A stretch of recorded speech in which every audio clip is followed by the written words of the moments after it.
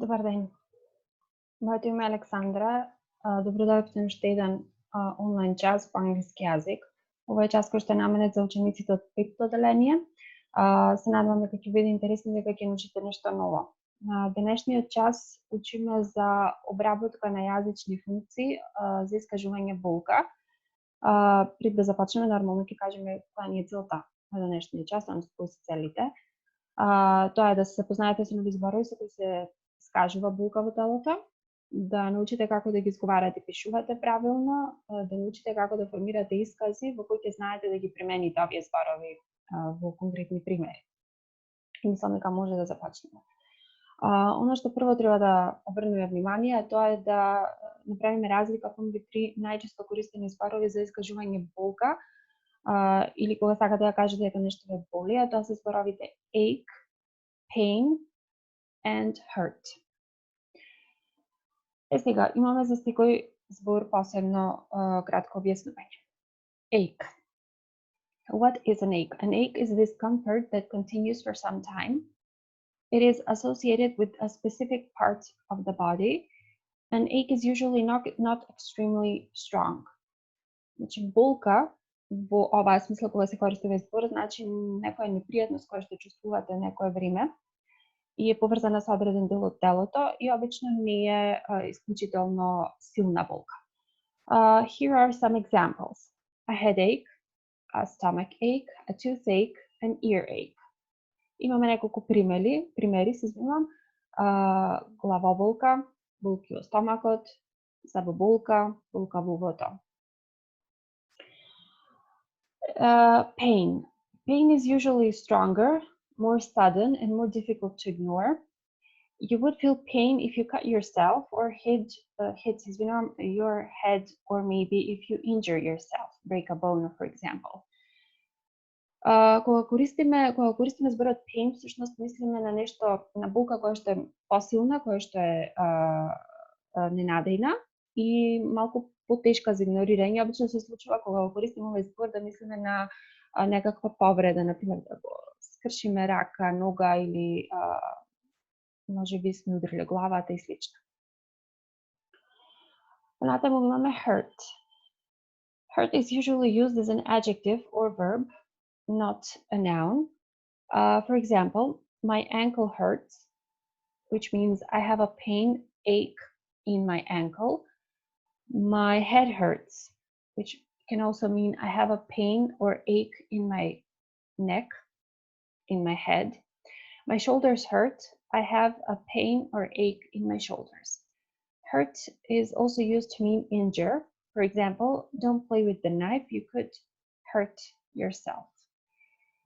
Ова е збор кој што се користи најчесто како придавка или глагол, не како именка, во смисла на мојот зглоб ме боли, мојата глава ме боли и така натаму. Исто така може да значи повреда. Например, немој да играш со ножот, можеш да се повредиш себе си. Односно повредува, се извинувам. Сега, let's have a look at the use of these three words, ache, pain, and hurt. She has a headache. She has a pain in her head, or her head hurts. It is important to remember not all body parts collocate with the word ache. This is why we should learn which words can form a new word by using the word ache. Оно што е битно е дека овие зборови меѓу себе можат да бидат да се менуваат во речениците и повторно да го имаат на крај истото значење кога искажувате болка, меѓутоа исто така е многу битно да се запамти дека не секој збор, односно не секој дел од телото може да состави нов збор, сложен збор со зборот ache. Сега ќе видиме кои се тие зборови кои што можат. Сега ќе ве замолам да го запирате видеото, доколку има потреба нормално, и да ги запишете овие зборови во вашата тетрадка со тоа што го означуваат. And let's go. A headache или главоболка, ве молам запишете го. A toothache, зъбоболка, болка во забот, болки во забот. A stomach ache, болки во стомак. An earache, болки во ухото.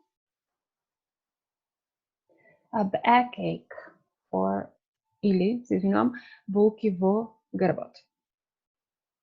И повторно ќе ве замолам, значи, доколку никој од зборовите не ги запишете, може да го вратите видеото и да ги запишете, односно да ги имате во вашите тетрадки за повторување. Сега мислам дека може да преминеме на првата вежба. Write these sentences in your notebook and fill in the gaps. Односно, ќе ги запишете овие реченици во вашата тетрадка и ќе пробате да ги пополните празните места. Односно, на овие празни места треба да ги запишете кои зборови од овие кои што претходно ги спомнавме одговараат на соодветната реченица. Може да го запрете тука видеото и да пробате да ја пополните, односно изработите оваа вежба, па потоа ќе ги провериме одговорите заедно. Now let's check the answers. Headache, backache, stomachache, earache, and toothache. Good job.